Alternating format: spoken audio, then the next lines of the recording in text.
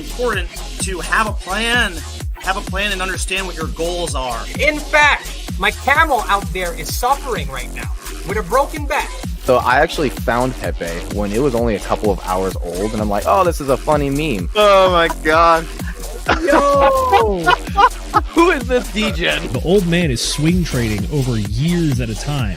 And it's like, that's where the real money is made. The answer is a permanent loss. With single-sided staking, you don't have to worry about impermanent loss. But really, at the end of the day, it's just the matter of a macro market. It's just what happens. If you're aware, if you're disciplined, you can hone that into further financial growth. Financial freedom, so we can actually live life and not have to be constantly living paycheck to paycheck. I mean, that's the ultimate goal, more or less, right?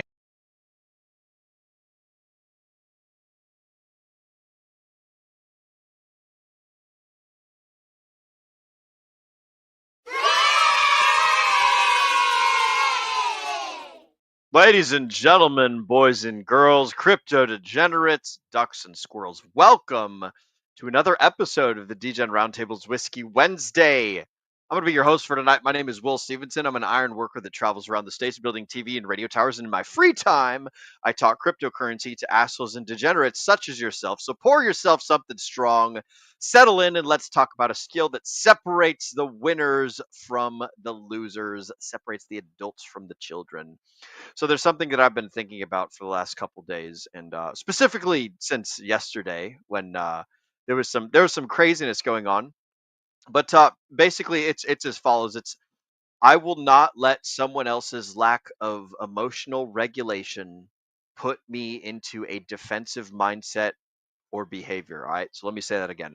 I will not let someone else's lack of emotional regulation put me into a defensive mindset or behavior.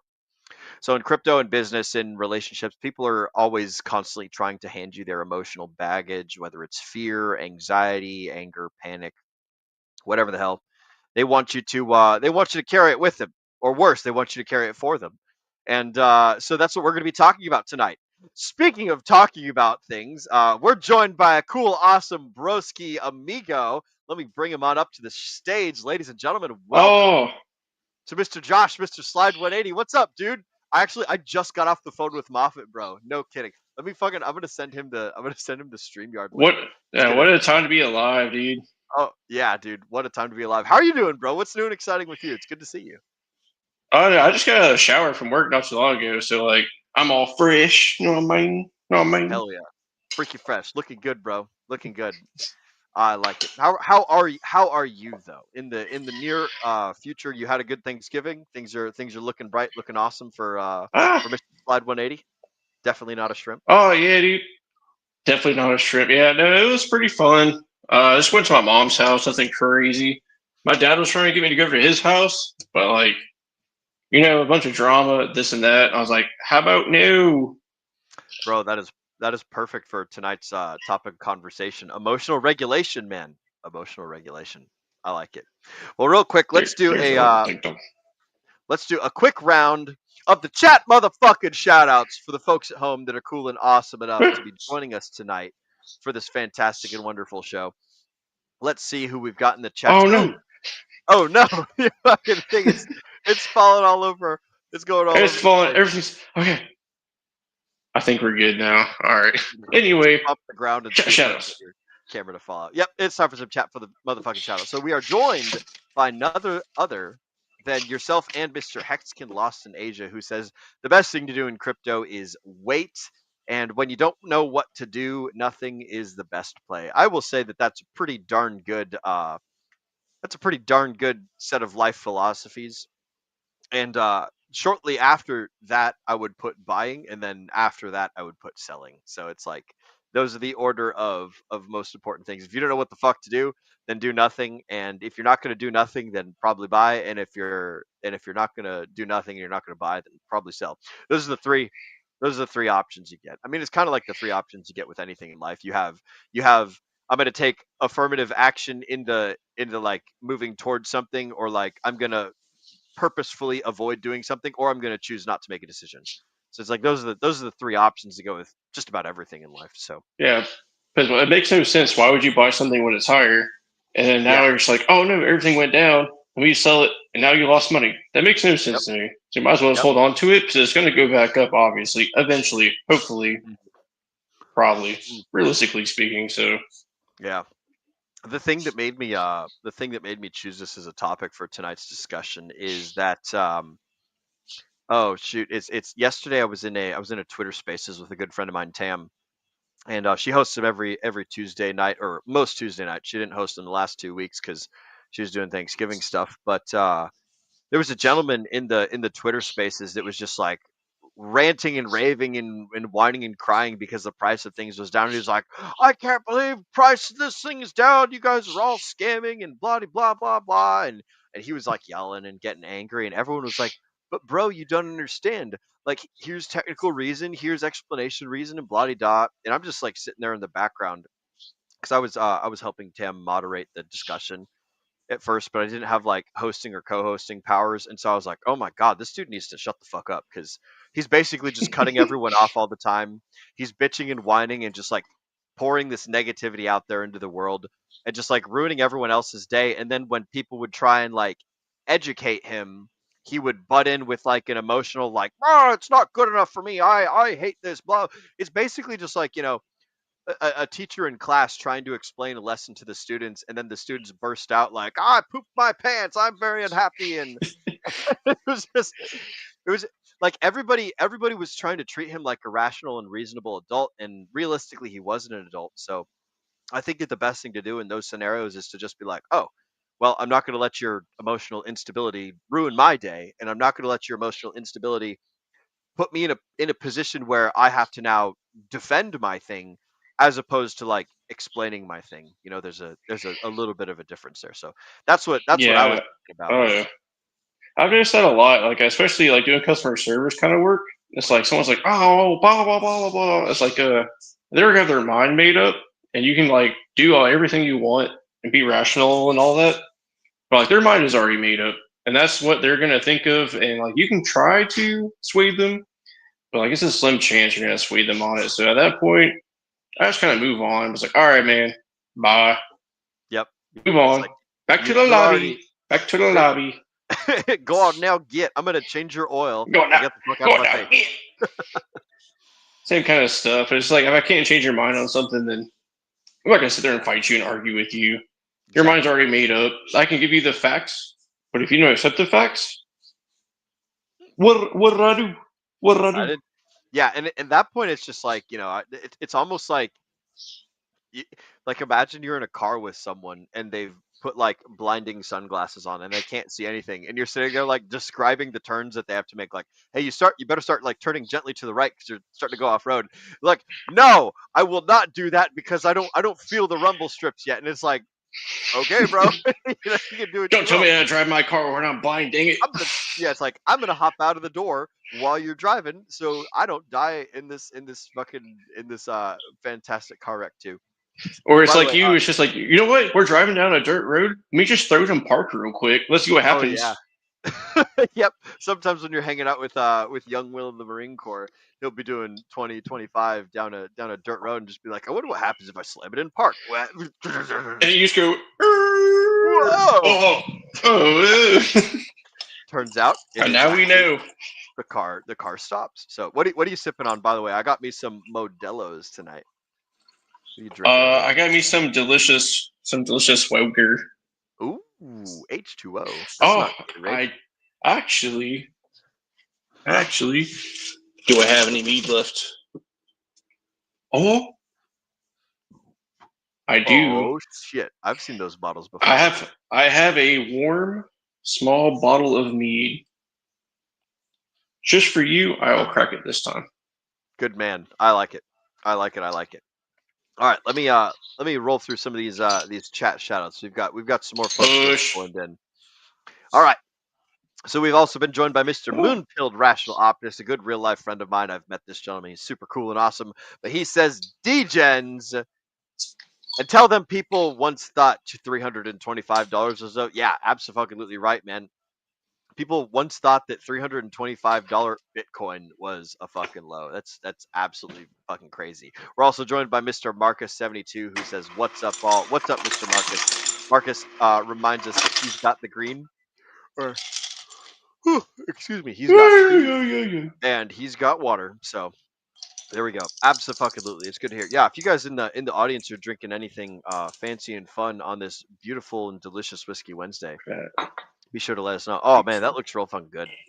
It almost looks like sangria, like without the orange floaties in there. But I like your mead a lot better than I like sangria. Sangria gives me a fucking horrible splitting headache. I don't know. I don't It's know because they what put too much like. sugar in it or something. I don't know. Yeah, I think so. There's a lot of sugar in sangria. And a But lot yeah, of random chemicals, but I only put like a couple ingredients in my stuff. So I try to keep my stuff as pure as possible because I hate all the additives, fillers, this and that. yeah, yep. Hell yeah, broski. Fucking A, Oh right. yeah. All right, let me see. I need to Ice in exit it, out. you heathen. Huh? You put ice in it, you heathen. Yes, I put ice in the mead. Uh-oh. Heathen. Aloha. It's warm. Heathen. I'm getting yelled at because I put Aloha, ice in the mead. Mrs. Slide 180. Yes, we can hear her in the background. Say hello. Say hello to her from me and from the audience as well. I don't think she wants to hear it. She's in the Okay. shower. She's already mad because I put ice in the mead. Yes, yeah, we could tell. I actually I used to go to a oh man, there was a bar over in northern Dallas called Jake's Burgers and Beer, and there was a guy there named Kyle. He was super cool Irishman dude, and he would always put ice cubes in his beer. And I was like, "Why are you putting ice cubes in your beer?" He's like, "Oh, because I don't like drinking like too quick, too fast, so I stay hydrated this way, and it cools it down." And I'm like, "Okay, bro," you know. So I tried it, and I was like, "This is like watered down beer." I think I had it with a Modelo or something, and I was like, "This is watered down beer, not for me." But Yeah, I don't know. Like, but this was room temperature already. So to be fair, yeah, I mean, hey, it's like like I didn't want to drinking drink. Coke with ice cubes, you know. I don't want to drink like warm mead. I prefer my alcoholic beverages like chilled. Yep. Most beverages chilled is a nice cool and refreshing flavor. Especially been outside all day. Like, oh, I don't want to drink something hot or like warm. Yeah. Yeah, absolutely, man. Because that just kind of ruins the whole. Yeah, especially. Well, I don't know. Like right now, I don't know what temperature it is where you're at, but like over here in the Dallas Fort Worth area, I think it's like 50 degrees outside right now, or maybe the 40s. Yeah. Yeah, it's like 50s, 40s over here. I've been outside all day, and I think the high was like 51, 52. Yeah. Right now, I think it's like 46 or something. The other day, it was freaking cold, dude. Ooh. It was yesterday, the day before. It was like 46 was the high. I was like, oh no. I was wearing my Ushanka and like two jackets, had a furry jacket and another jacket on top of it. So like people bundled up like this, walking around everywhere. Marshmallow Man running around. That's awesome. Speaking of awesome things, we've got a Charles Stone 369 hopping in the chats, letting us know he is drinking a hopped lager. I don't know what a hopped lager is. Is that a type of beer, Josh, or is that like a brand of beer? Do you know what a Oh, hopped like an lager is? IPL? Yeah, there's IPAs. It's like an Uh-huh. IPL. Oh, okay. So an Indian pale lager kind of thing. That's Yeah, interesting. except if it's just a hop lager, it's probably not as bitter and or strong, but definitely gives it more of like the little tasty taste to it. Okay. Well, interesting. Well, good to see you, Mr. Charles Stone. Shout out to you, broski, with the hop lager, Mr. Marcus 72 with the straight up dihydrogen monoxide, and I'm drinking Modelo, and then Short's got some of his homemade lingonberry mead, which is quite fantastic. Both of my bottles are empty. I think I emptied both of them by the time I got to the first, or by the time the first Whiskey Wednesday after I had got them from you was over. So. Yeah, you sent me the video of you. And it was like you're sitting there and you had probably like maybe a quarter of the bottle left, and you're just like, "Here we go!" Doom, doom, doom, doom, doom, doom, doom, doom, doom. And I was like, "Oh man, this man just chugged like a quarter bottle of mead." All right then, big It was good. man. It was good. I very much enjoyed it. I probably shouldn't have chugged it. I should have like sipped it and enjoyed it, but that wouldn't have made for as cool of a video. So I like it. I like it like that. All right, so I have some talking points that I want to run through right quick. So let's see. I used ChatGPT to make these talking points because I was very rushed for time. I just got out of the shop over with Marco. Just finished making some inventory and putting parts on shelves and stuff. So Oh, I Oh, seen fuck. it. You sent me the video. I seen I it. did. I sent you a fun little video of me organizing. I think those were intake and exhaust. What do you call the plunger things? Not manifolds. Valves. Valves. That's right, valves. Intake and exhaust valves.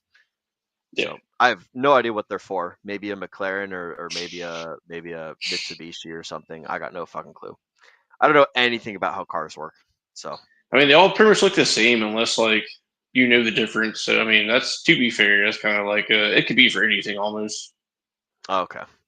Excellent. All right. Well, I'm going to open up ChatGPT because my notepad, I copied and pasted all of my notes into the notepad, and it is just not looking pretty.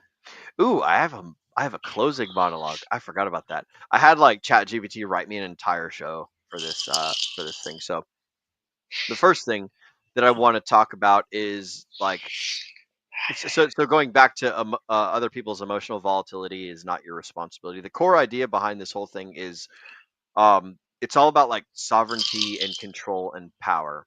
So power is your ability to affect your own world and everything that's around you and your life and all the things that have to do with like you as an individual and the stuff that you do. Influence is your ability to not only control yourself but to control other people to varying degrees in whatever field that might be. So um the core idea of this whole thing is you want to retain personal power and not allow other people's lack of power to have some sort of controlling sway over how people make their decisions. And that's what I was thinking about when this dude was in this chat with us and he was bitching everyone out. And I was just sitting there like hoping that everyone would tell him to shut the fuck up, but nobody would. I ended up asking the host if they would put me in the co-host spot just so that I could mute him when he kept interrupting people. And it ended up It's working. using Jedi mind tricks, dude. It's just Jedi mind tricks. You will shut the fuck up. Yeah. Well, like you can tell someone it's like being on a call with someone. Like you can tell them to shut up, and whether they shut up or not is totally up to them.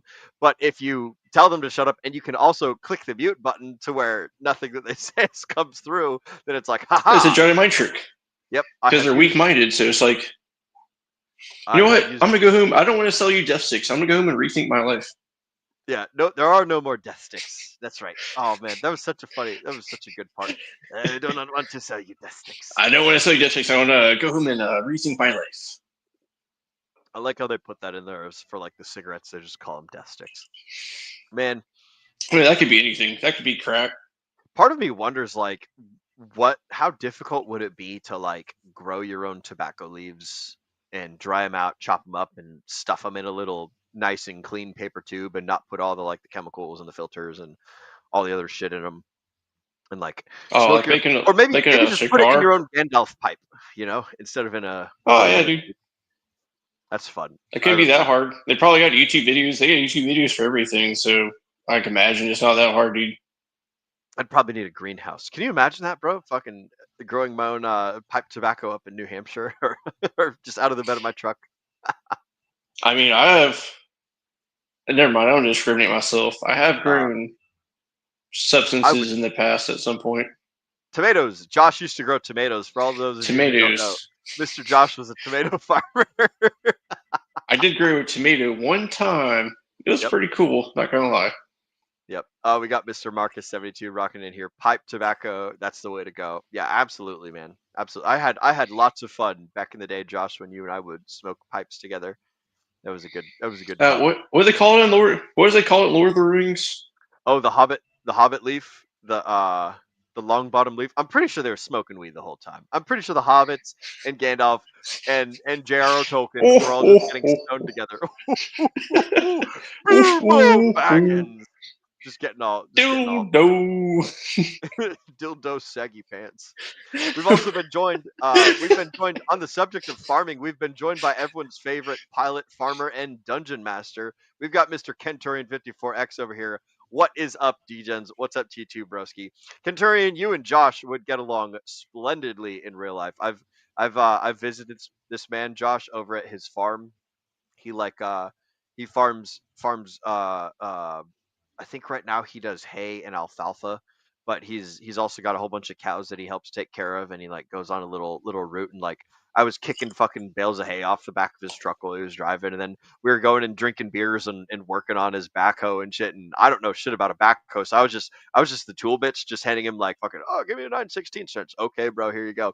He's like, I sure hope this works, fucking wrenching on the ding dong, wrenching on the fucking on all the engine parts and everything. You got it. Oh, is it food? Has the food arrived? Yeah, not gonna lie, dude. I was gonna like cook some burgers, but I'm like, dude, I'm tired from work, and it's been cold, and like I bruised my knee at work the other day, so I'm just like, yeah, I don't feel like cooking, dude. Kim's like, you want some pizza? I'm like, do I want some pizza? Fucking A, right. Shit. Yeah. So now I'm about to eat some. Now I'm about to eat some pizza while I'm talking to you, and everyone gets to watch it and be jealous.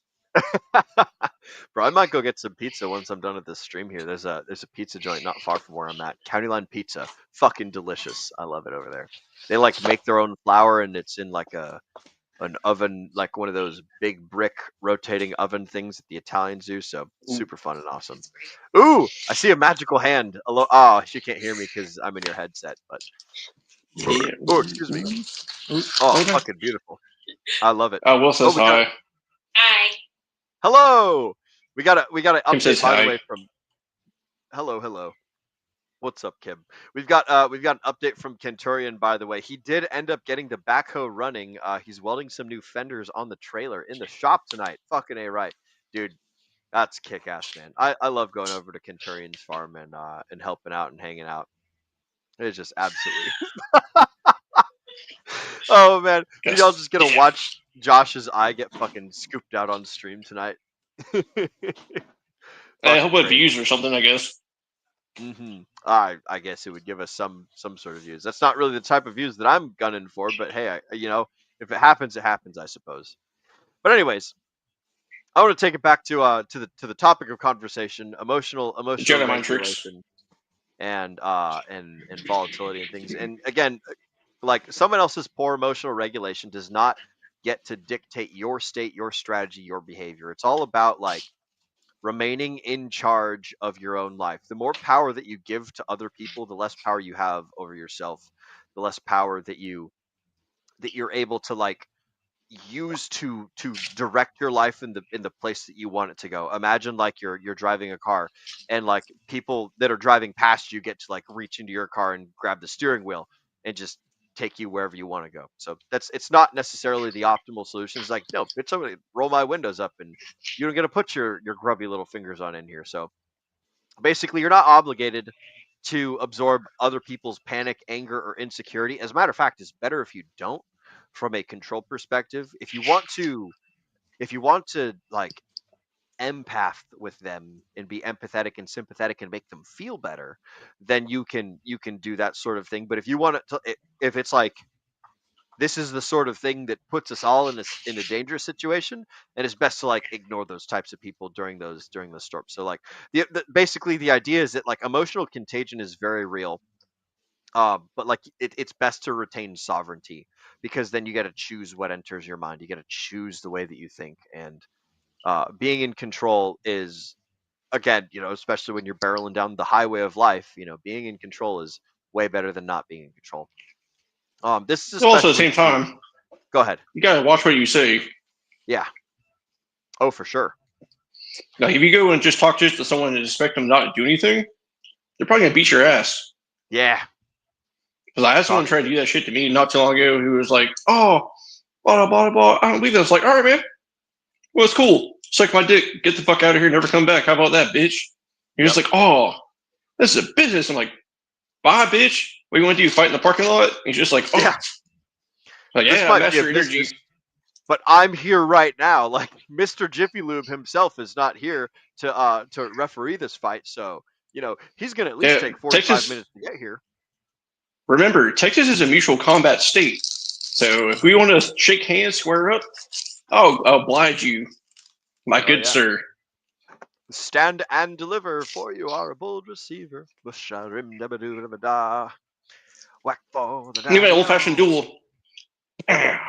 Pistols or swords? Oh shit! Here we go, Josh. This is what we're gonna do. Oh, are you gonna whip your sword out, dude? We're gonna whip the fucking sword out, bro. It's fucking.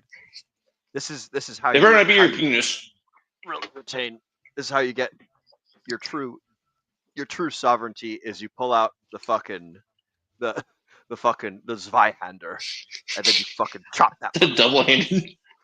Yeah, dude, this thing's pretty fucking. So I'm 6 foot tall, and this thing comes up to oh shit, I should not poke it into the floor, but it comes up to my fucking nose, man. So it's like a sizable sword over here. I got this off of Amazon, believe it or not. You can just buy swords. Is on it sharp though? Like, is it actually yeah. like battle ready? Like, you can use it?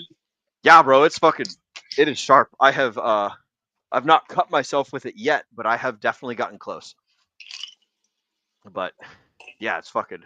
That's what you do when the folks want to roll up to you at your place of business and stand and deliver. You got to whip out the Oh, sword no. and be like, "Are we going?" It's like Indiana Jones. Anyways, like, dude has like, whoa, whoa, whoa, whoa, whoa, whoa, and he's like, 2. All right, next. Yep, exactly. Yeah, I guess you shouldn't do that if the customer's got a gun. So, pick your battles, kind of thing. Yeah, we stay strapped, so do not test your look. Stay strapped or get clapped, baby. There you go. Unless you want to get airbrushed on a t-shirt. Mm-hmm. He didn't do nothing. I didn't do nothing. Oh man, we're gonna go down dangerous paths if we continue down there. So let me take it back to the. Oh no, I'm talking about aggressive people, like people that want to test their luck. Oh yeah. Aggressive people generally, from what from like my own experience, is aggression is not as effective as like assertiveness. Aggression, you'll spook people that are timid. You'll spook people that are scared, which is most people. That's probably like, 70-80% of the populace. But like that other 20%, it's like, you don't know if they've got cauliflower ears. You don't know if they're carrying. You don't know if they're some fucking psychopath or if they're armed better than you are or whatever the hell. So it's like, it's a gamble at that point. So best to just go around and be a reasonable person is my. Yeah, it's like, dude, I had to show up at work. I'm already in a bad mood. Like, don't test your luck, baby. Yeah, I don't want to be here already, man. Like, don't make me not want to be here even more. What are you gonna do? Send me home early? Yeah. Thanks. No. That's great. Let me tie this back to crypto though. So like, one of the things that we find in the cryptocurrency is a lot of people tie their financial sovereignty to price charts without realizing that, like, oh snap, that comes with like crazy feelings of euphoria and crazy feelings of depression. So when the price goes down and I'm not ready for it because I've over leveraged myself, I've spent I've spent too much that I'm not like mentally able to handle. When the price goes down and I lose control of myself, then I have the opportunity to spread that loss of control onto everyone else and basically cause this giant, chaotic and contagious, sweep of negativity. Like if you never hop on a place where you get to hear people talk about the things that they're sad about, like Facebook or Twitter. People don't really talk about being sad on Instagram because it's mostly just pictures of people flexing their lifestyle. But like places where people bitch about things, if you're in those sorts of places and you consume that sort of material, it will have an effect on your state of mind up top.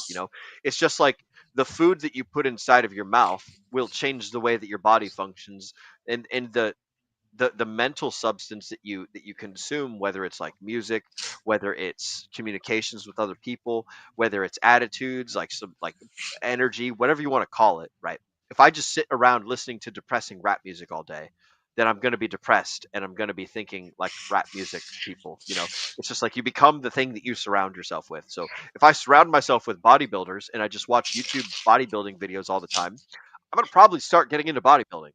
Or I'm gonna be like thinking of bodybuilding all the time.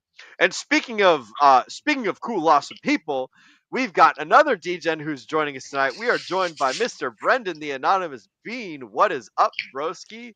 Howdy What's up, guys? ho. Hey, man. It's good to see you, dude. We've got a fun little topic tonight. Basically, emotional self-regulation. And oh snap! Would you look at that? In the comments, we're joined by Miss Tam Tam, who says, "Hello, my lovelies." Tam, I'm actually talking about the gentleman who hopped into the X Spaces with us last night, and so I'm speaking about emotional regulation and how to not inflict negativity onto the people that are around you, and how like one, not to be the person that spreads negativity, and two, if you're around other people that spread negativity, how not to be affected by it and how not to let that dictate your actions and things. So good to see you, Tam Tam. Welcome to the show. Shout out to Tam, Pulse Chain and Hexco's #1 cheerleader. And we've also got Mr. Diamond Hand Degenerate, who says, win for the emo ballads. There we go. Brendan, I don't know if you've caught much of the stream, but we've been bullshitting. We've been talking about emotional regulation. Jedi mind tricks. And Jedi mind tricks and things. How are you doing, bro? I hope that you're doing fantastic and you're not letting anyone get under your skin, huh? Nah, bro. You're responsible for your own happiness. Hell yeah. Well, to some extent. No, things are good. Things are good. Work's a little busy, but good things. We went out to buy a Christmas tree tonight, so I got to that's up, but we got to decorate it a little bit later, so probably won't be on for too long, but wanted to hop in and chop it up with the boys. Had some interesting things going on in the crypto markets this week already. Hell yeah. But yeah, how you guys doing? Yeah, well, so we're drinking Modelo. Josh has got some of his homemade lingonberry mead, which is quite fantastic. I've had 2 bottles of it so far. Do you happen to be sipping on anything? Are you having some pine needle tea? Agua. Agua. Pine needle tea. Bro, pine needle tea is good. It's chock-a-block full of vitamin C. I don't know if you guys have ever had pine needle tea, but it actually I've been camping with you numerous times. Yes. tastes like carrots, bro. That's right. Yeah, you have. I learned that in the Boy Scouts. So if you're ever vitamin C deficient, you can go and chew on some pine needle leaves. Not the whole leaf, not the whole needle. You only want to get the little tiny white part that's like connected to the stem. You don't want to eat the entire thing because it's like that part's no good. But the little tiny bit that's connected to the piece of wood, that's where all the good stuff's at. That's where all the growing happens. But yeah, it tastes a little bit like carrots. Chocolate block full of vitamin C. Brendan, let me give you the core idea of what we're talking about tonight. The basic. Oh shoot, I had a quote. Dang it. Where is my quote? I gotta find my quote now. I have so many notes. Was it "Don't be a menace to society"? It's "Don't be a menace to society," but there it is. All right, I found it. All right, so this is, and I actually got this from Brendan Joe Williams, who is the guy who wrote the book that we covered on Book Club about the most beautiful women in America, or the guide to the most beautiful women in the world, the United States of America. And he's the one who stated this somewhere, either on his Twitter or in one of his streams. But the quote is, "I will not let someone else's lack of emotional regulation put me into a defensive mindset or behavior." And basically, it's like, you see this all the time in crypto. You see this all the time in Twitter. Someone else gets upset. Someone else gets angry about something that you guys are both a part of. And then they're like, "Oh, it's all going to hell, blah, blah, blah. You need to defend this thing to me to keep me interested in it." And it's like they're trying to spread their negative, contagious mindset around to everyone. And what most people do is they try and be like, "No, man, you just don't get it. You're missing out on this wonderful part." And it's like one of the things Joss was saying earlier. It's like when you're dealing with a customer who's upset, who already has it stuck in their mind that something bad is happening, and they've already determined and committed to their own solution to this sort of thing. So you're basically just preaching to a brick wall or something. Have you ever ran into that, Brendan, where you have to deal with upset people who have already made their mind and aren't open to any sort of thing? I think everybody deals with that. Some places things tend to get more emotional when money is involved. So it's no question that crypto and crypto Twitter, as they call it, crypto X now. I don't even know what it's called anymore. But there's a lot of people there that are angry. And also when you sit behind a screen and all you do is read and type, it also starts to just get into a melting pot of people with other ideas. And unless you're out meeting people and touching grass and being in the real world, it's very easy to get lost. into the feelings that others want to portray upon you. That's it's funny you mentioned touching grass, and it's such a funny trope to throw that at people, but it works. It works. Me and Marco were in the shop earlier, and we'd been working all day. I'd been just like putting parts into boxes and inventorying things, and like counting and sorting and organizing and just doing mindless busy work while listening to your friend Sami. And he was over there like fucking with the CNC machine, trying to get it to work, trying to get it to carve out this part out of this aluminum block that he needed. And we were both like running into snafus. And I was like, I looked over to him because he's got 20 acres of property out here. I look over to him and I'm like, hey bro, I want to take the fucking mini bike for a rip real quick. You want to join me? And so he gets on the quad and I get on the mini bike and we like open the garage doors. We leave the shop, which is like 5,000 square foot big giant steel building. And we just fucking haul ass through the grassy field and just like drive the mini bike and drive the quad out like fast as fuck, just like hitting tall blades of grass and going around ponds and shit. And it's like, it's really good to take these tiny little breaks. If you're in an office job or something, take these tiny little breaks and like go outside and like literally touch the grass. Even if it's cold outside, go outside, walk around the block, get the blood flowing, like touch things, be reminded that there's a real world that exists outside of this like binary screen connection and ones and zeros and like flashing blue lights and whatever the hell else that happens on the internet. Like going out Sometimes and you just gotta blow some semen. I mean, blow some steam. Yeah, blow some steam. That's what I meant to say. There you go. Just fucking just beat off at work. Just spread the seed all over the place, or maybe not do that. This isn't a show for financial or life advice or anything like that. But it is good to go out and go ahead, Josh. Oh, I was gonna say it couldn't be me. I suppose it could. I definitely have not jacked off at work. I would never consider such a thing, Josh. I would never. Never. Two Marines on the panel here, and we've also got one responsible person, Mr. Brendan, over here just silently judging. This is the Degen Roundtable, after all, ladies and germs. We've got Mr. Just Live. Go blow some semen in the SS Gay. There you go. Shout out to all our Navy friends out there. Sailing on the SS Gay. It's good to see you. Good to see you, Mr. Just Live. And reminder, he's been watching entirely too much Guilty, Angry, Patriot. Yeah. If you reminder, dude, like if you watch too much stuff that makes you angry, you're gonna get angry. I learned this when I was on 4chan long ago, back when I was in the Marine Corps and Josh and I had just met. Is like, if I just spend all my time on 4chan, I just get really racist and I just hate cops and I just like get really angry about things. And it's like, wait a minute, the real world's not like that. So like I go out into my car and I drive to McDonald's and I go and talk to people, or me and Josh, our good friend Kilroy, we like cut open a tennis ball and stuff it full of match heads and then like drive into an abandoned alley and throw it against a fucking a brick building and watch the whole thing like explode into a big mess. It's like the more watching and the more consuming that you do, the more your brain's going to be like fried and addled, and you're not going to get like the activity and the stimulation that you need. So it's important to take a Nerf gun and you put a needle in it and then you shoot other people with it. I would never do such a thing. I don't know what you're talking about, Josh. Could be you. I plead the fifth. Could not be you. Definitely did not get reprimanded for assault while I was in the Marine Corps.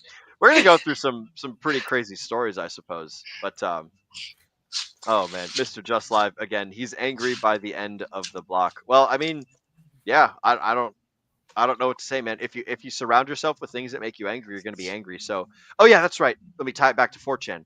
So if you spend too much time looking at the dregs of the internet, there's websites out there, or at least there used to be, called iBleach, where it's like, oh, I've been spending too much time on LiveLeak, or I've been spending too much time on 4chan, or spending too much time like looking at the horrible things, the atrocities committed around the world. So I would go to iBleach.com, which is like babes in bikinis, funny cat videos, and like cute puppies dancing, and all sorts of other like things that like increase your dopamine and your and your serotonin, things that like don't release cortisol. So you got your cortisol, your stress hormone, and you've got your hormones that are not cortisol. So you want to like have this nice balance and make sure that you're living like a you're not living in a state of constant depression and things. But yeah, it's like it is important to go out and touch grass. So if you guys are spending all your time on the internet, maybe don't. Yeah, those are my favorite though.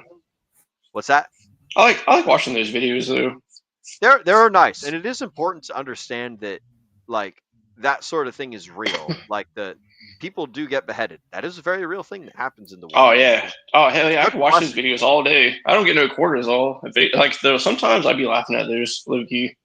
Some of them are pretty silly. Maybe I'm just fucked up. I mean, you know, like humans used to watch the gladiators all the damn time back in the day, but it's we funny. Cheer for it. It's funny how retarded people are, but it's aggregating. Yeah, it's like it's almost like any other thing where if you consume too much of it, then you find yourself in a bad sort of place. And reminder for everyone: if you need help touching grass, Mr. Kenturian 54X does sell it by the bale. And if you happen to buy it from him while I'm over there, then I will be happy to help load it onto your trailer. So there you go. If you need some grass, or go touch some grass, I'm pretty sure there's an app for that. Touch some grass, smoke some grass. There's an app for touching grass out there somewhere. Mm-hmm.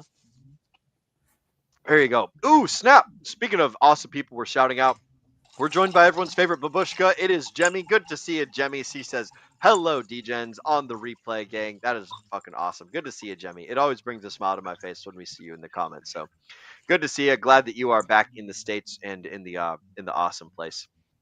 So most excellent. All right. Let's bring it back to the topic of conversation, though, before I get too crazy off topic here. So emotional regulation, right? So you're not obligated to absorb other people's panic, anger, insecurity. A lot of times in crypto, people's emotional swings come from insecurity, fear of missing out, and unresolved fear. And honestly, like that's their own internal landscape. It's not your burden; it's their burden. And if they try and share their burden with you, then like it might be the anchor that slows down your ship rather than the balloon that lifts you up or the wind that pushes your sails forward. So just kind of keep that in mind.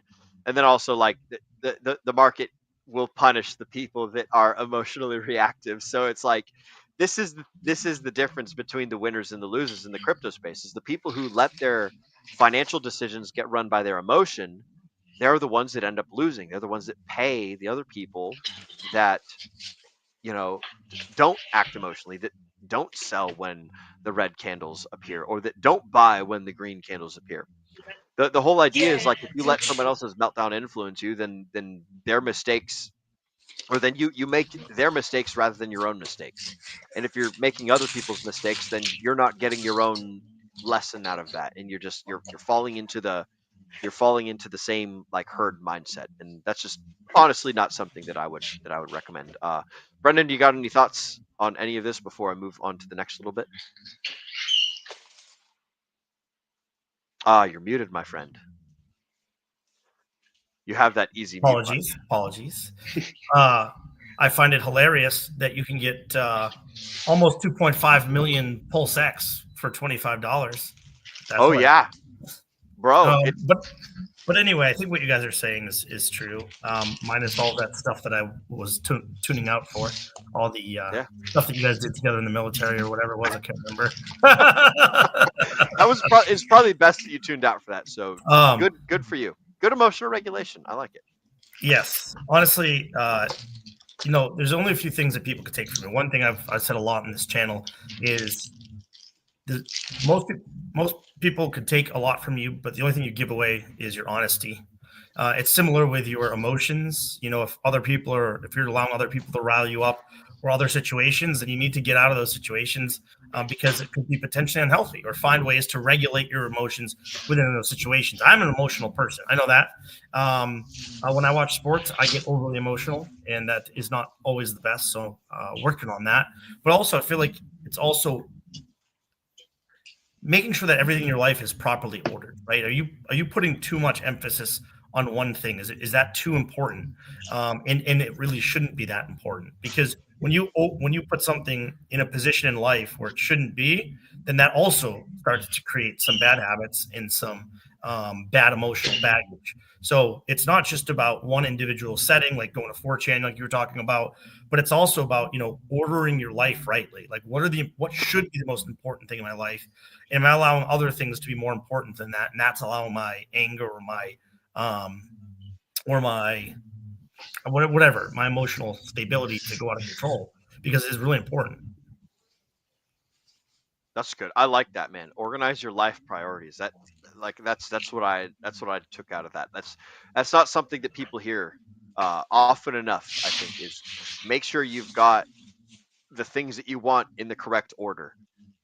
Because man, most every problem that people run into is a result of them misprioritizing things. It's putting something that's not important over something that is important, and that's where a lot of people get hung up on. Josh, do you have any thoughts before I move on to the next point? I was gonna say, do y'all what's your thoughts on the NPC theory? NPC theory that it's like what, like it was like 70% or 80% of like the population are just NPCs because they're all graded. Don't have the internal monologue. Don't have the internal monologue. Yeah. I think I want to hear y'all's thoughts on that. Theory. I think the number might actually be higher than 80 or 70% or whatever it is. Really? So I think it might actually be like 90%. Like, holy crap! How are these people alive? I feel like a lot of these people, if breathing wasn't automated, a lot of people would suffocate to death and die. I've got two thoughts on it, right? And one is the optimistic thought, and one is the pessimistic thought. So I'll start with the pessimistic thought, and it's like the purpose of the thing is what it achieves. It's not necessarily what it's supposed to do; it's what it actually does. So the realistic interpretation of that theorem, I think, is 100% like the de facto interpretation, right? So like, what is the thing that actually happens versus what is the thing that is like being processed and that leads to the thing happening. So like with the NPC theory, there's people are NPCs because you look at what they do, not so much like what they think and what's like going on inside their head, but what's the result of their actions. It's like mostly mediocrity, mostly the middle of the bell curve. Nothing fantastic, nothing crazy awesome, not a whole lot of excellent relationships with people, sort of kind of milk toast career or purpose or employment or whatever, and just kind of going along to getting along, right? So if you measure the results, then you would get a negative interpretation is the first part that I would say. And then the positive interpretation is that like almost everybody, I think, is capable of being something other than an NPC. Is they're capable of having the internal monologue. They're capable of being a little bit disciplined. They're capable of doing great things. They're capable of doing all of this, that, and the other. But most people live comfortable lives and just kind of float around and don't really amount to much. They take the easy decision almost every time. You remember back in the early part of the stream, I said there's three things that people can do when presented with any sort of decision. You can take a hardcore yes, like, yeah, I'm gonna work definitively towards like a constructive thing in this decision tree. You can take a hardcore no, which is like, no, absolutely not. There's no way I'm doing that. Like, whatever the hell. And then there's the there's the decision to not make a choice, which is I think what most people take most of the time, which is why we get NPC theory. It's like they're capable of choosing hard yes and hard no, but most of the time they just choose not to make a decision. They choose to go with the easy thing. They choose to go with what feels right at the time, and that's what leads them down the NPC tree. It's not that they're not capable of being a main character or whatever you want to call it. It's just that they most often do the thing that puts them into the place of being just another face in a sea of faces, being nothing extraordinary, nothing fantastic, nothing whatever, just another nice guy, just another kind of pretty girl or whatever the hell. It's like most people live within the middle of the bell curve, in the zone of mediocrity. And I think that's my personal interpretation of the NPC theory. Brendan, do you have any thoughts on this, the NPC theory? I do. First, I think everybody's an NPC, even if you don't think that you're an NPC. You just trade one group think for another group think. On top of that, I think that evolution has created our psyche, because what are humans? Humans are deeply and inescapably social creatures, right? We are wired biologically, physiologically, and then if we just look back historically, we're all wired toward community. And how does one grow in community? Well, generally having similarities and similar thoughts than other people in your communities. That doesn't mean you have to agree with 100% of what people do, but the way that we've evolved as sort of almost like a defense mechanism, when you fit in somewhere, you're generally going to have a longer life, right? So I think a lot of what the NPC theory is just talking about how we've evolved as a social community, in a way that actually protects us long term. So that doesn't necessarily mean that we don't always think for ourselves. I think that it's safer, from a historical aspect, when you don't step out of line. Does that make it good? Does that make it right? No, not necessarily. Because when you look at the greatest human beings in the history of Earth, what have they done? They've been ones that have broken out of that mundane community of speaking of what other people are saying, and they've taken it to the next level. Not that other people weren't agreeing with them or thinking with them, but they actually took it upon themselves. They took the risk, to break free from a community that may have, rejected them. But they stood up for what they believed in. They fought for what they believed in. And so while I do think that the majority of people are, like you said, will move to that middle area, because historically that's actually what's safe from a genetic standpoint, from an evolutionary standpoint. But what makes people great is actually when they grow above that, right? When they actually change and become even more individualistic. But even those people that have changed the world, right? They're still vastly involved in community, a lot of them. And so that aspect hasn't changed, but so that's kind of just a few thoughts of mine on it. I have a theory. I guess I'm pessimistic. I think a lot of people have two brain cells and they're both fighting for third place, baby.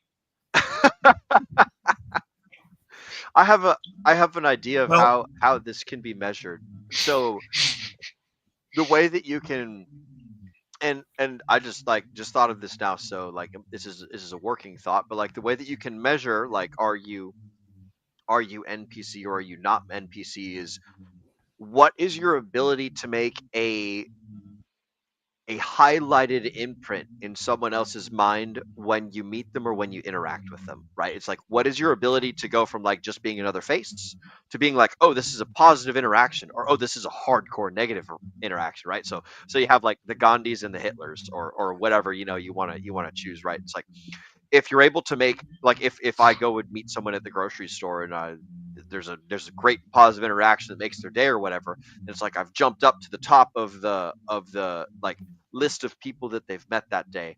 Or if I stab them in the gut, then it's I've jumped down to the bottom. Both of those things take me out of the zone of mediocrity, put you on the far right or the far left of the spectrum thing. But is that how you get out of the NPC zone, is by doing crazy, wonderful, awesome things that make an imprint with people, or by doing horrible, horrible, negative things that make an imprint? You guys get where I'm going with this? Yes. However, I'll say that it's really hard for introverts to create instant positive reactions when they meet someone. So I don't think that just because you can create a positive reaction socially is always going to give you a divisive decision if someone's an NPC or not. That's a good. That's absolutely true. We have actually a pretty decent. I think this kind of ties off what your point. We're joined by Mr. 4242 Ace. This is, judging by the profile picture, this is our very own Mr. Dace Northoff of the Degen Roundtable. What's up, Dace? Oh, that's why it's 4242 Ace, because it's Dace. There we go. I like it. But we've been joined by Dace Northall, who says sovereign cognitive control over one's own life doesn't come without cost or effort. The bill is due every day. That's absolutely right. And the point that you were making that I think that he kind of ties in with is, your focus and attention cannot possibly make you the main character in all arenas and in all ways. One's own value perception is the base of it. man, Dace, if you're free right now, broski, good point. Dace is incredibly intelligent when it comes to philosophy and theology and like this whole realm that we're talking about right now. So if you're free, broski, the StreamYard link is in the description. And I'd love to see you in here. I like what he said also. Yeah, definitely hop on in because I'm not going to be on for too much longer. But I like what he said, that you're not always going to be like, in many areas of your life, you could be an NPC because that's not where you excel, right? But then you find another part of your life and you don't even realize that, okay, this person's an NPC, but then you see them in their realm or their zone or where they're comfortable, and they're totally a different person. So that's a really interesting statement, that, we can't always be everything in all arenas, but That's the ones true. that we are good at, or the ones that we love, might make us stand out a bit more. Yeah, it's like when I go to the doctor's office, like I'm not the person to be looking at. It's the doctor, the guy that cracks people's bones open and fixes them and does prostate exams and puts your eyes back in their sockets or whatever the hell. But then we go to the shooting range, it's like, oh, Will's the guy who's the subject matter expert over here. And then when we go to the skate park, then Brendan's the man in charge. I don't remember if you actually skated, Brendan. I know that you sold the skate for many stuff. years. Yeah. Yep. So we go to the skate park, then Brendan's in charge. If we go to the music place, if we go to the music store, then Josh is the man to shine. So I suppose that folks can be NPCs when they're out and about dealing with the world, where they're not the 10,000 hour expert or something like that. But when folks get in their zone, right, then it's like, oh shit, look at that. That's pretty fucking cool. I would actually encourage, if people are able to, like, doing some sort of content creation or some sort of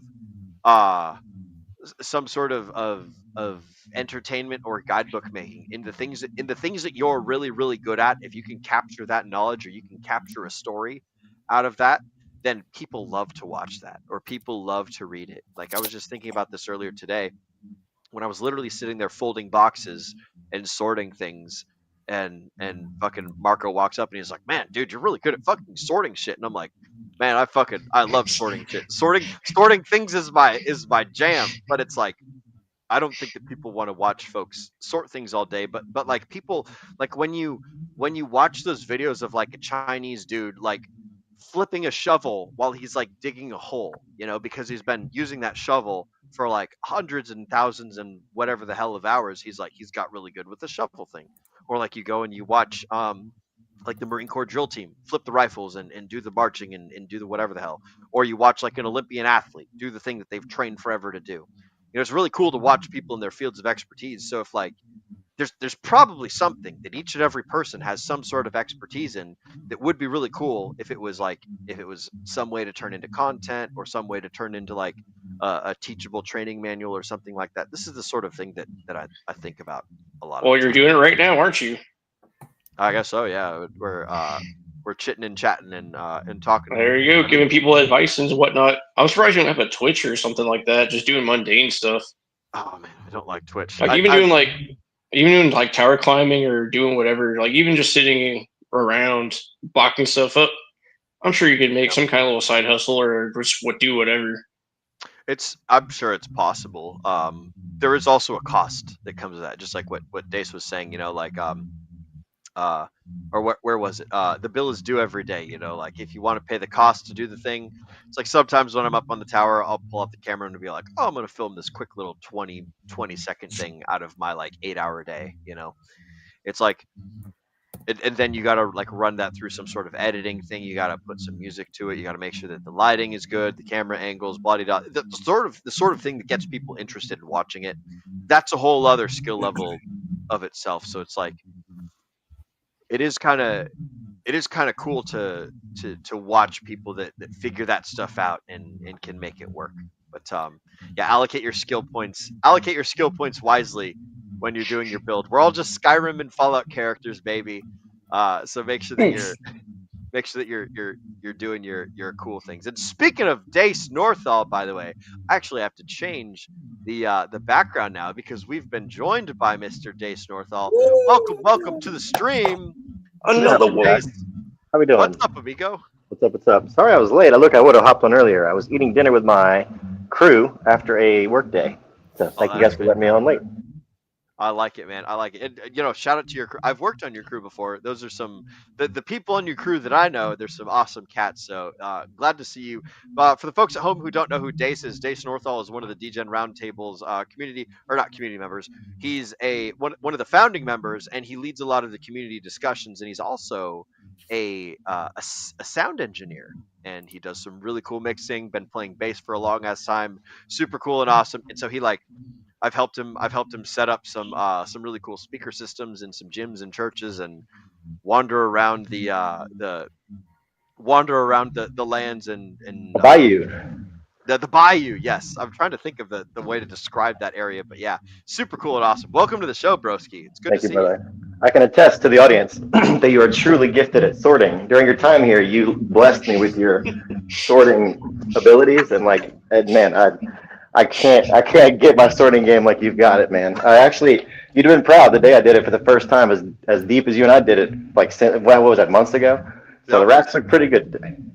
That's months, yeah. Damn, y'all did it deep? Shit. Bro, we were sorting so fucking deep. You don't even know.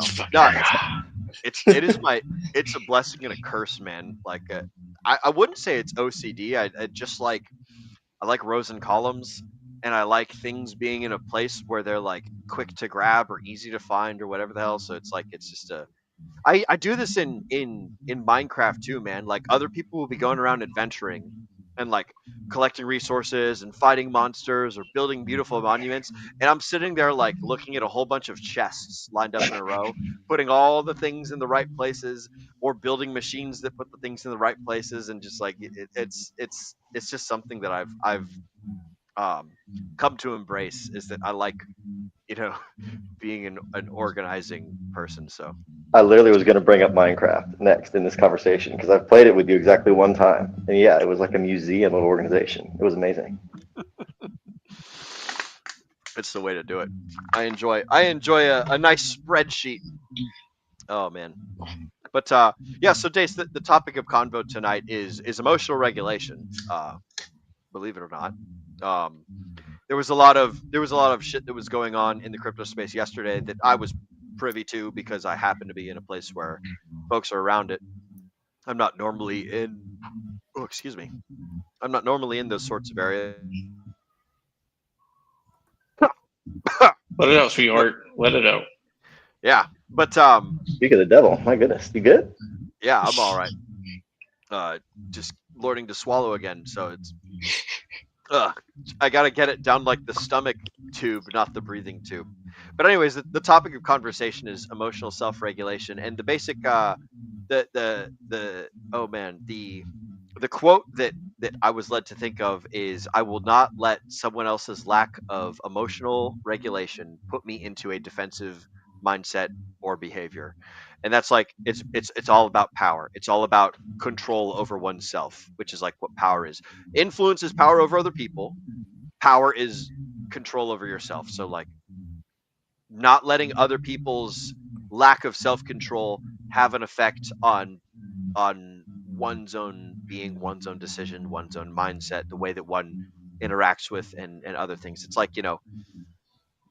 excuse me, do you let the crying child make you cry as well? Do you listen to the woman that's screaming as you're going down the roller coaster and let her make you think oh my god, I'm going to die, I better not die? It's all about self-regulation and sovereignty and power, and just this whole kick of am I steering my own ship, or am I letting someone else's little outbursts steer my ship for me? So that's what the appeals topic to emotion, right? Appeals to emotion. That's what they call it. And when you hear the term appeal to emotion, you think somebody being overt, but really it's what you're talking about, right? It's the circumstances that call on you to like you said, react emotionally. And yeah, look, it is the most human experience out there. That's the trouble with it. I think the world's most famous stoic still would claim that he didn't have the game all the way down. We're not programmed to be numb to those things. But like you said, the idea is to turn the volume up on your own decision making and your, like I said, your own cognitive like sovereignty to be able to like you said, choose in that moment outside of your own emotional experience, which we all have our buttons. Like what pushes me to an appeal to an emotion may not push you, and vice versa. But we certainly all have them. You know, we all have our spots where we are prone to acting in ways that are not, that we know is not like in our reasonable best interest, if we were thinking non-emotionally. So no, I deal with it often. Being a musician, right, you're pretty emotionally in tune with things, and so yeah, I've had to learn to control that. Being like, you know, running a business and running a crew. Today, a guy I love on my crew put a hole through the crown molding of the very beautiful classroom for the Realtors Association, who obviously is very proud of their classroom. Thankfully, the customers were very cool, but it was on me to just be cool. And the guy like took a long time to come down out of the attic because he knew what he had done, and I didn't make a fuss about it whatsoever. And like the guy absolutely busted it for me the rest of the day, and he crushed the job. And like we went and got tacos after, and it was all good, you know, because the guy he expected me to react emotionally. And when I didn't, he saw me in a light that was conducive towards our further cooperation. If that makes sense. That's a great anecdote there, and a great, like, that's the sort of thing that earns you so many bonus points with people, especially if you're in a position of leadership and like someone that's under you or whatever does something crazy and you know, don't react emotionally. It's like, obviously, hey, we don't want to make this mistake again. So like, did you learn something? But like, I'm not gonna rip your head off, you know. So that's great. That I bet you that earned you a lot of respect. So like, there's a bucket that's inside of his head, that the Dace Northall bucket, and like it might have been like, you know, halfway full, or it might have been like 3/4 full, but it just got a little bit more full. And your image, your brand, your reputation inside of this other dude's head, when you did not have that horrible reaction that most people have whenever bad thing happens. Most people are like, I don't know what the fuck to do. When you did not do that, when you did the cool thing, when you did the reasonable thing, when you did the good leadership thing, you probably earned yourself some bonus points there. So that's good. I think so, man. And like, you have to be careful who you do that to. There are people that have worked for me before that no longer do, and I would not be as kind to them.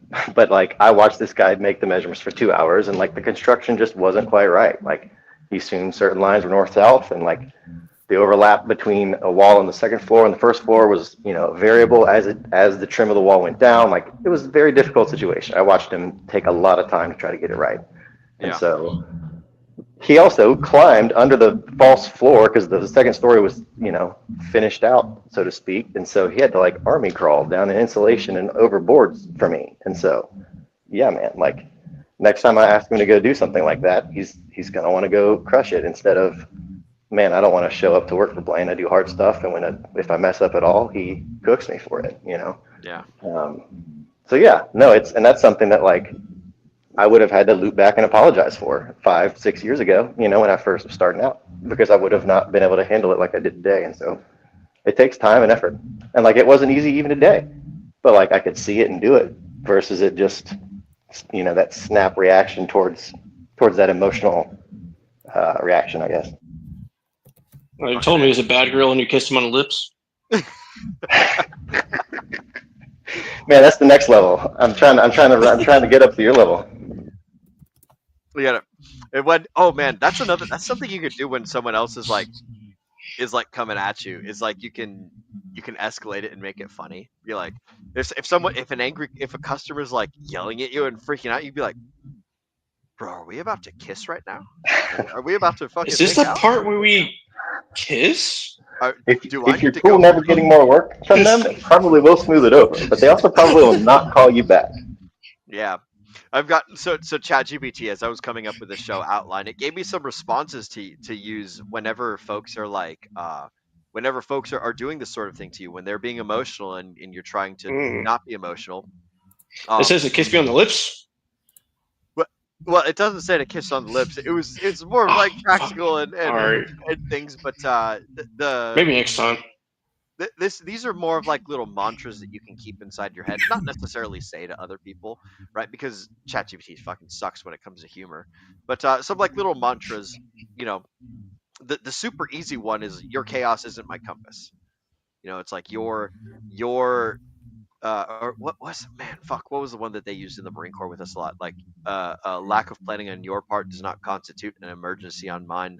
Something along those lines. It's basically like your bullshit isn't my guiding principles. You know, I don't outsource my emotional state to strangers on the internet, kind of thing.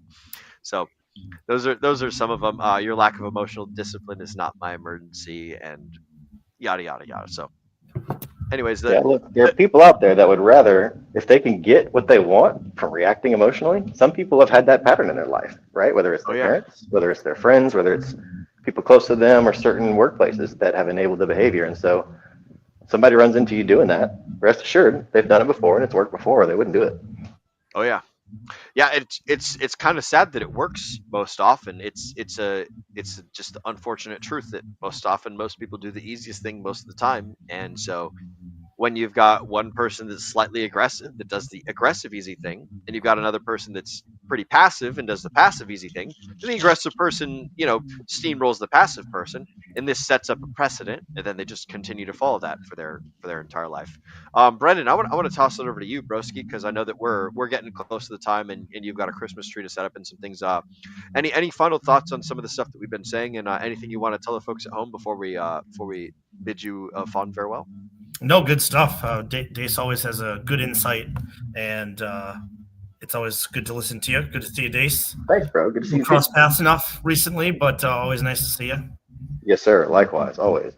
But other than that, yeah, just same old stuff. You know, you gotta continue to work on yourself because you're always gonna make mistakes emotionally, and you have to continue to work hard. I think, Dace, you were saying like every day it's a work in progress, and you know, prior to me dating my now wife, I had to work a lot at myself so that I could, you know, be in a healthy relationship. It's the same way when you're working in areas of your life, like in crypto, where it can be really emotionally devastating if you don't have a plan, if you're over leveraged, if you have more money in the market than you can afford to lose, if you're, you know, haven't done the research. There's a lot of things that can affect you mentally. And you know, are you here for the short term? Are you here for the long term? So those are all things that you need to take into yourself, make a decision about, and then output how you want to fix it, how you want to improve, and how you want to make your life better. So emotional output is yourself. It's just thing, right? Same thing. If your integrity is all about you. Now, your emotion state isn't 100% about you, but you are able to, you're the one who either controls it or goes out of control. So, yep. Other than that, man, yeah, I'll be back on Sunday. We have some really cool things to talk about. Man, I'll just say before I leave, a little teaser, but man, very interesting that we go down to 84K, and then we have 3 companies: Vanguard, we have Bank of America, and we have Charles Schwab saying, oh, you know what, now we're going to allow crypto trading, and then their ETFs blow up. How convenient. A little interesting that timing was absolutely perfect. It's going to be a good Sunday, man. I certainly look forward to it. That's be a good topic for Sunday, along with Prove X Sacrifice and some other great things to talk about. So thank you, boys. Always a pleasure, and I hope you have a great evening. Absolutely. For the folks at home, you guys can find Brendan at x.com/the_anonymous_bean. Good to have you, Brendan. Thanks for joining us, broski. You got a good little boy, so here's a little forehead kiss for you for being a good little boy. There you go. Excellent. Oh man, we're really getting in touch with our feelings on this show. My goodness. Oh, we are so in touch. That's my thing at work is like instead of being like all me and stuff, I like to fuck with people emotionally. Mm-hmm. In a good way for the most part. Yes. Unless you really get on my bad side, and then it's really going to be bad. That takes a lot.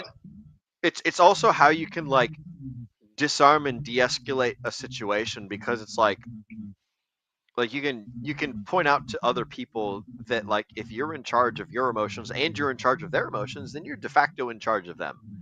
And like using humor definitely helps. If you use humor for a lot of stuff, I know there's people who pay attention, listen, they laugh about it, and they'll like pay attention more. If you be like, bark, bark, bark, bark, bark, bark, bark. Buck. You're like, oh man, Yeah. that's a bad girl. Like, here's how you do it. Mwah, forehead kiss. You're gonna learn better now. Yeah, they remember that stuff a lot more, and they're just like, next time you do that, I'm gonna spank you, little boy. I mean, I don't do that all the time, except for certain people. But fuck, I guess it's getting off the rails. I should tell Mike and Marco that I'm gonna take a month off of towers and working over here at the Jam Ranch, and I'm just gonna go hang out and work at Jiffy Lube for a month just so I can observe it. I'll pretend to be like a brand new guy and don't know what the fuck I'm doing just so I can hang out and observe Josh. Getting mad at people. Yeah, absolutely right. Fucking Kenturian, laugh through the tears. Yes, there you go.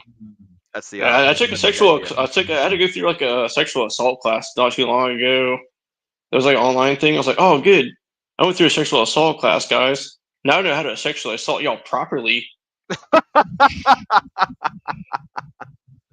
Bro, I remember that shit in the Marine Corps every single year. It's like, hey, this is how you don't sexually assault people. It's like, oh, thank you for this knowledge. I was just going around sexually assaulting people the wrong way the whole time. It's like, now I can do it 110% better. There you go. It's like, oh, remember, if you're ever gonna kill yourself, make sure you fill out a leaf paperwork or whatever. Oh yeah. Make sure you get your will in order and you have your next of kin labeled. We don't want to have your logistics all fucked up. If you're gonna, yeah, we gotta have it. It has to be a headache for the next person. Make sure you have everything squared away first of all. It's like, all right, dude. Let's be be a good real. Marine. Take care of your problems before you make more of them. That's absolutely fantastic. I do not miss the preventative maintenance training that we did in the Marine Corps every single year. These dumb little classes on how not to get, cyber bullied by a terrorist, how not to get driven off the road by some angry person, how to quit smoking tobacco if you're addicted to it, how to not beat your wife while you're drinking. It's like all of these like stupid little not giving away what's the one like not giving away your location and stuff? What's it called? Terrorism awareness, probably. Oh yeah, something like that. Where it's just like, don't post where you're at all the time. Oh, I'll post where the fuck I'm at 110% of the time. I'm gonna be dropping pins where my super secret spy plane is while we're flying over, dropping bombs on the bad guys. Be like, hey guys, I bet you can't shoot. It's like I'm gonna be in this place at this time. Come follow me there. And it's just like, all right, we're not that dumb. I mean, to be fair, there are those people. They had to make a class for it, so obviously someone is that dumb. If they have to make a class for it and make everyone else do it, they're obviously that dumb. Do we remember how Pavel Durov got caught? Yeah, it was it was a girl. It was a picture, but yeah, yeah. Bro, but like, picture notwithstanding, it was the girl posting the picture. Now there's some speculation that she was a Mossad agent, right? She worked for Israel, which I wouldn't doubt it. The people with small hats, they do be clever sometimes. There's some clever folks with small hats out there. I will say though that like one thing I noticed in the Marine Corps as I was getting out is there was the number of, we didn't know them as influencer girls at the time back then, but like the number of like girls that do things on the internet in order to garner attention and therefore like monetize, that was becoming like a moderately big problem. Like I saw quite a few chicks in my platoon become like OnlyFans girls, and like this is after they all signed the page 11 counseling entry of for the folks at home. Page 11 just means that like it's a permanent like document saying that you were counseled to do this or to do that or whatever the hell. So like in the Marine Corps, they're like, hey, just so you know, you are as an individual Marine, you're not only yourself, but you're also a representative of the entire brand of the Marine Corps. So don't be doing dumb shit online and making us look bad. Otherwise, we'll fry you. That was what the entry essentially was, and there was all sorts of girls that were capitalizing on like the spicy content on the internet, being like, oh, I'm gonna go start an OnlyFans, but I'm gonna take my camouflage uniform off instead of taking off like regular clothes. It's like, ooh, military girl, it earns you like fucking multiple attention points or something on like internet attention units or whatever. But like it had become way more of a problem when I got out back in it is 2025 right now. I got out in 2019, so I can only imagine what the Marine Corps is like. There's people who have served entire terms of enlistment since I got out. They've joined and fucking went all the way through and gone on to other things. in that whole time period. But it's like, man, there's a lot of classes that me and Josh took that were absolutely retarded, and I can only imagine the retarded classes that they have now on like how not to use TikTok to get your entire platoon wiped, how not to fucking how not to spread your booty cheeks on the internet and make the Corps, make the Army, or make the Air Force look ridiculous. Like there is all, I would imagine it's 10 times crazier now than it was when I was in 6 years ago. I mean, it's kind of like warning. It's like warning labels. They put warning labels on stuff for a reason. It's because someone has probably done it at some point. Like, don't stick your dick in a toaster. Like, warning. I mean, Superman cape does not permit the user to fly. What a crazy world. Anyways, we're getting on a bit of a tangent here. Let's bring it back. Let's tie it back into emotional regulation. How to stay in charge of your own emotions, right? So, dude, you're not staying emotionally regulated, bro. You keep fucking get off track. Come on now. I really am. So I'm not saying content regulated. I might be emotionally regulated, but like my mind do be a fluttering onto different. Like it's just all shrimps up in there. Yeah, we're all just shrimps. I'm 100% a shrimp, by the way. So Josh might not be a shrimp, right? So if you guys can see down there, definitely not a shrimp. I'm totally fucking 100% shrimp over here. I might. I have the ability to edit your guys' headlines because I'm the producer, but I won't do that. That would be an abuse of power. Speaking of abuses of power or abuse of influence, one thing that you guys can do as human beings that interact with other people that are that are always being emotionally unregulated is you can stay strategic instead of going into the defensive. So like defensive behavior is a reaction. It's like bad thing happens, I react to it. Strategy is more of like a, hey, I have this plan and I'm actively choosing to do this thing as opposed to reacting to some other thing. So like when you're operating on a strategy, when you're going through life on like a path that you are carving, right? You're not just like wandering through the woods like looking for the easiest place to go in between the trees. It's like, no, I'm going in this direction and I'm cutting this path and everything that's in my way gets moved out of my way, as opposed to like, I just kind of go wherever the fucking road takes me sort of thing. So the point is try and choose strategy instead of choosing defense. Like be in control of your destiny versus just reacting to everything as it comes up. If you can't execute a plan if you're just responding to threats all the time, right? So it's basically just ignoring the defensive mindset, which is responding to someone else's stimuli, and adopting more of a strategic mindset, which is acting based on your systems, your rules, your time frame. Everything of that matters. Basically, your plan matters more than their pressure. So there you guys go. A chess master doesn't match the opponent's emotions; he matches the board. So that's the fun little chat GPT summary that I have for that. Do you guys have any thoughts on any of the things that I've said? Anything that sparked an interest?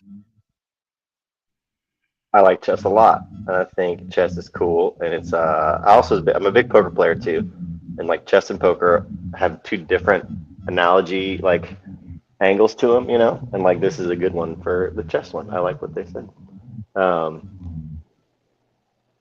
Chess is less about psychology, more about reading the situation, whereas poker is a little more psychology and math together. Chess is truly about like being aware, and also especially if you get your big pieces taken, or you get surprised by you blunder and like somebody takes a piece, you didn't see a move that they played. If you react emotionally, in that moment, thinking it's just a game, or thinking you're gonna change up your strategy all of a sudden to become more aggressive to make up for the loss, well, you're going to lose very much quicker, than you were before, and compound your losses. So we want to lose slowly. We don't want to lose quickly. Well, and yeah, look, moral story is like when you act emotionally, you quote unquote lose. And I guess let's define what that means. By lose, I guess I would say there are outcomes that if you did not act emotionally, you may have been aware of and may or may not have chosen, right? Like to me, that's what a loss is like, because I did this thing, this other thing happened that I didn't see coming. And like, acting emotionally means I didn't see all the angles. And, so like there's something about like awareness and like taking time to make your decisions, like that's directly correlated with that feeling of like, oh, I didn't see this thing that was going to happen because I just did it because I felt like it, right? Because of your feelings, because of your emotions. I like that, man. That's good. It's you're removing by doing so, you're removing your ability to affect the best sort of kind of path that you want to travel on, something like that, right? Yeah. When you play chess, there's a computer, and like every move, chess is so systematized, right? Because all the pieces are defined, and there's a set amount of squares, and so like there's these famous openings and gambits, and like patterns of movement in the game that are named after people who did it and made it up, right? And ever since then, it's stuck because like the pattern just like works, or is a viable strategy among other strategies. And so, but there's only so many of them, and like because it's pretty solved, and you got these computers that like people can't even beat nowadays. They have some amazing apps, and some features on the apps are like there's a bar on the left-hand side. And let's say you play a move that's like not in any of the standard, it's just like a dingus, goofy opening. Like you're doing some suboptimal stuff. There's a bar on the side that like shows your percent chance of winning, like the outcome of the game. Every like move by move, like how optimal are you playing, and it rolls it in. And so like if I make a bad move and then you play a good move against it, now the bar is 80% in your favor.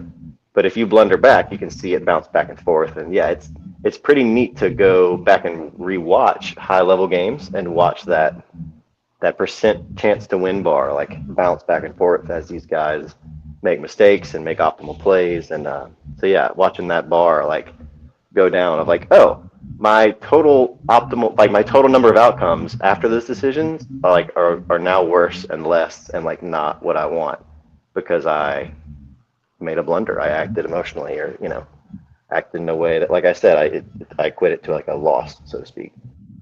There's this really good chess quote that I remember. This was before AI and everything, but somebody was saying that like the person who wins in chess is the guy who makes the second to last mistake, or something like that. Just like, that's Yep.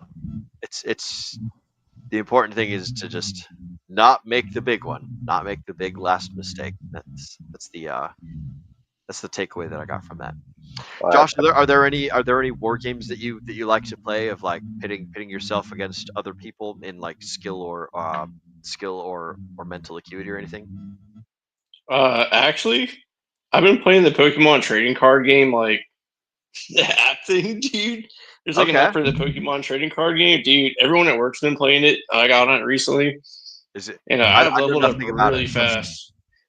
What's the? Oh, you know what Pokemon is? I hope you know what Pokemon is.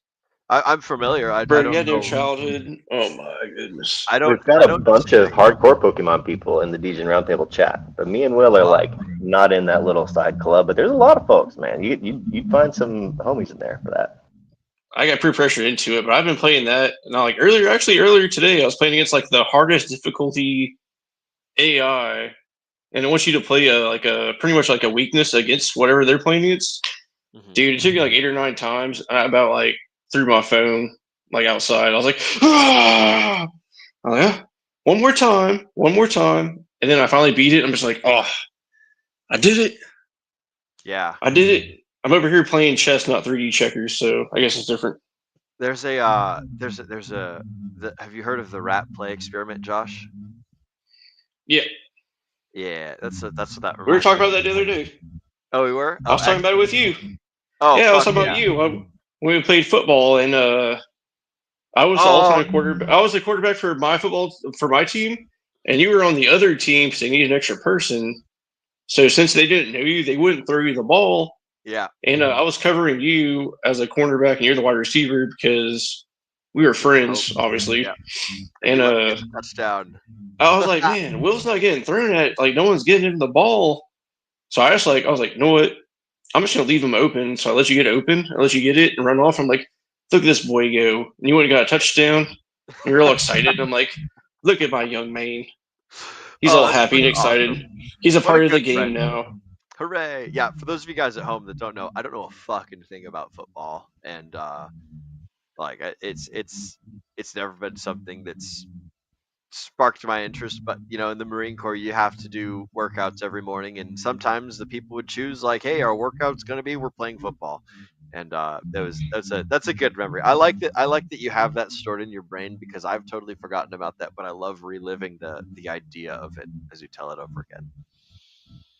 Yeah, so I didn't even throw the ball to other people on my team. Like we had girls and stuff on my team, and obviously, I'm not saying nothing, but like they were not getting the football. Let's be real.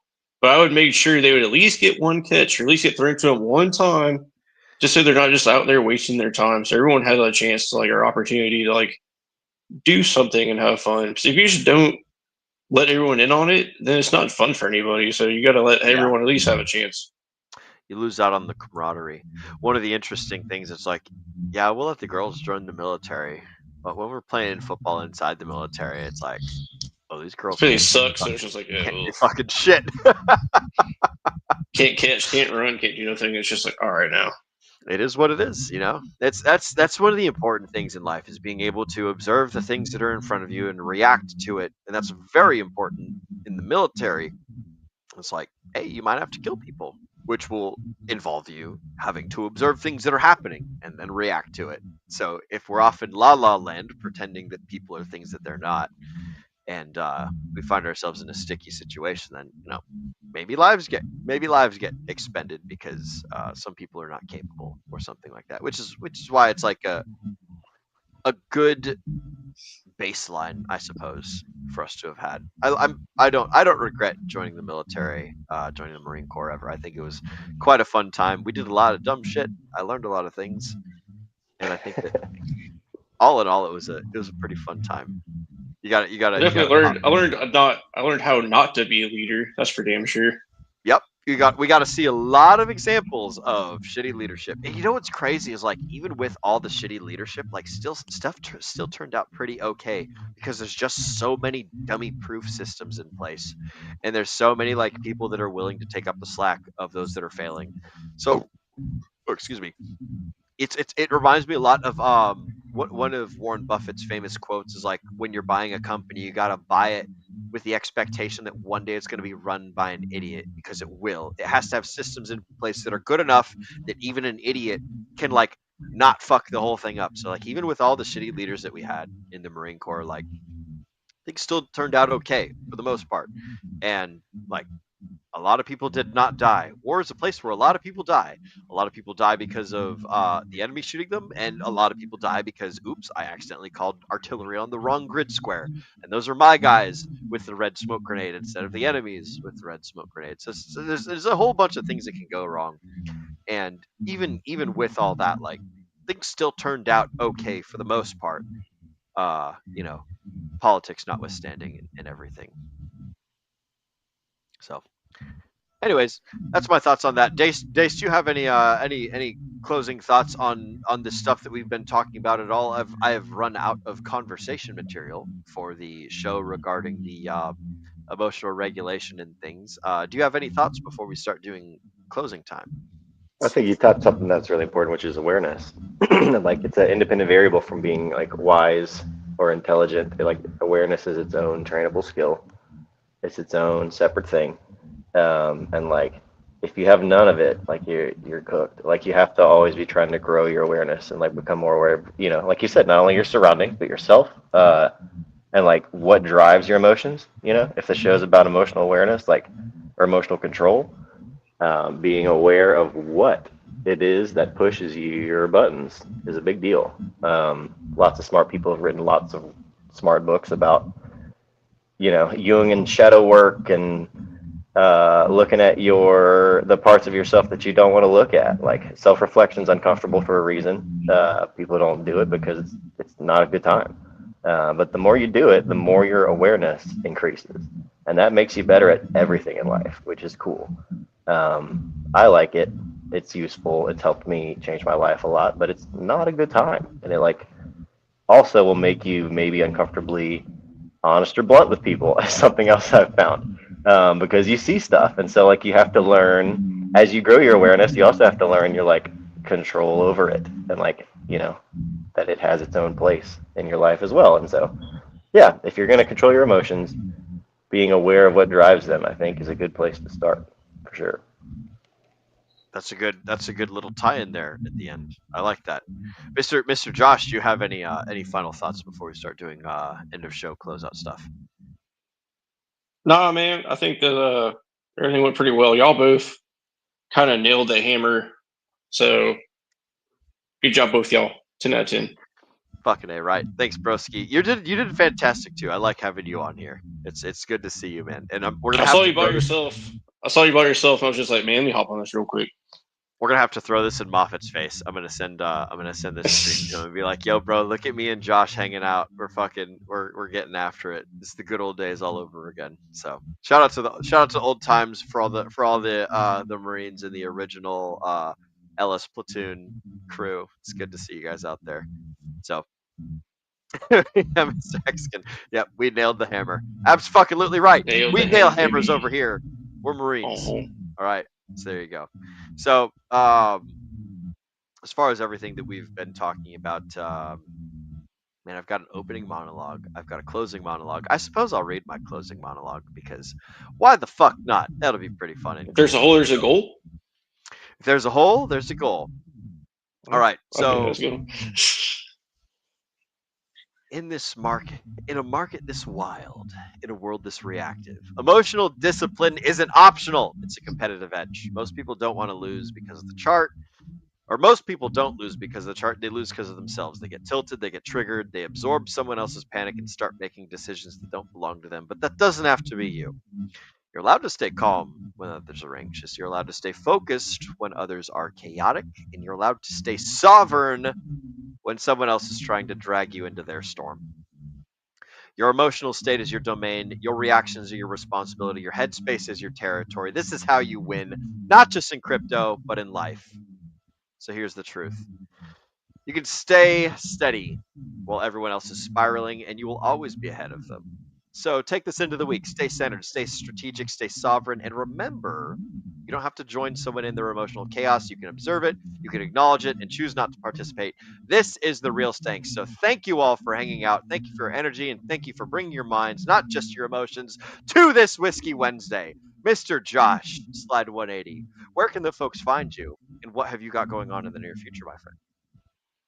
Instagram, Slide 180, but I'm doing more music stuff now. I'm actually I'm probably gonna start recording some more music pretty soon, and I'm probably gonna do some like live stuff on Twitch, going through the whole songwriting process. It's probably not gonna be good. I did a little video the other day, but I didn't like have it saved on my Twitch. But it was me doing vocals for a black metal song, so it's just me and my song. It's just me in my car, just like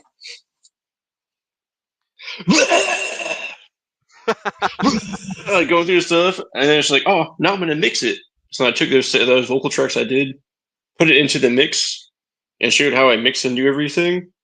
But it didn't save any of it because I didn't have it set up properly. Because it was my first time, because I'm an idiot. So I was like, I didn't do it set up properly, so it didn't like save my videos to rewatch. So that was a unfortunate blunder, but we'll get there when we get there.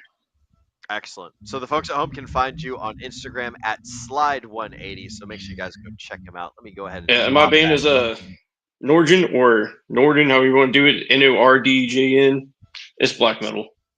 And this is the correct link down there in the chat right now, right? Instagram.com/Slide180. Thank you for joining us tonight, Mr. Josh. I appreciate you, broski. And I fucking love you, dude. Mr. Dace Northall, where can the folks find you, and what have you got going on in the near future, amigo? I'm on X and on Instagram at Dace Northall.